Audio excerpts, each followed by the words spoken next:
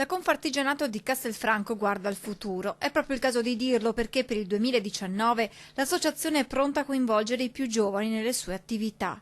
Da un lato portando avanti progetti di alternanza scuola-lavoro, dall'altro ridando agli artigiani quella dignità andata persa nel tempo e facendola riscoprire proprio ai ragazzi. È vero che l'artigiano, dandosi da fare, è riuscito a realizzarsi. Sicuramente oggi questa figura non è più vista molto bene dai giovani, in quanto secondo me sono un po' deviati da altre cose. L'idea è quella di organizzare degli open day per gli studenti che avranno così la possibilità di scoprire quelle che sono le opportunità offerte dal mondo dell'artigianato. Aprire le nostre aziende come si aprono le scuole per far conoscere le varie attività che noi facciamo, e sono tantissime, dove tutti i giovani, entrando in un'impresa artigiana, hanno la possibilità di crescere, arrivando con poca conoscenza, con poca professionalità, possono uscire dopo 2 o 3 anni sicuramente con un'elevata professionalità. Professionalità che purtroppo in alcuni settori ancora mancano.